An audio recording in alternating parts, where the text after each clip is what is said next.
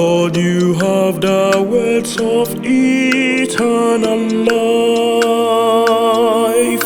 Lord, you have the words of eternal life. Lord, you have the words of eternal life.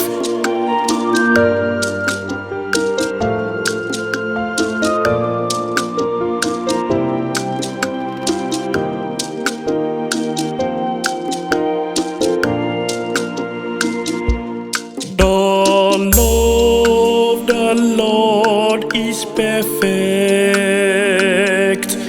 It revived the heart soul.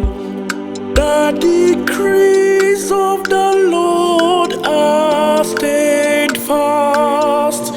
They give wisdom to that simple. Lord, you have the words of eternal life. Lord, you have the words of eternal life. Lord, you have the words of eternal life. Lord, you have the words of eternal life.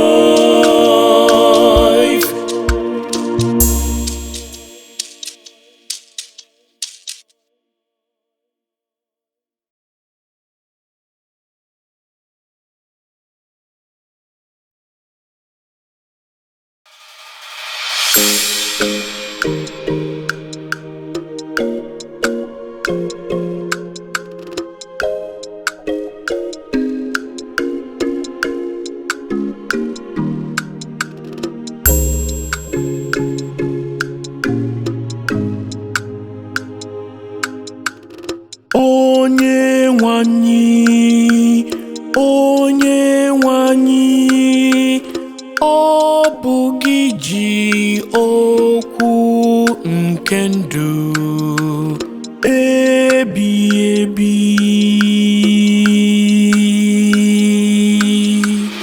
Onye nwanyị,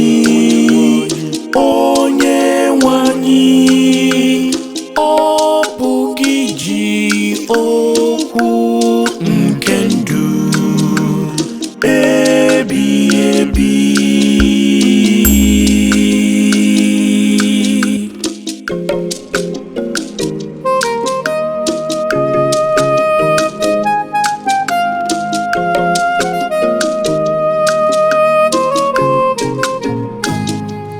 Iwu nke onye nwanyị zuru oke,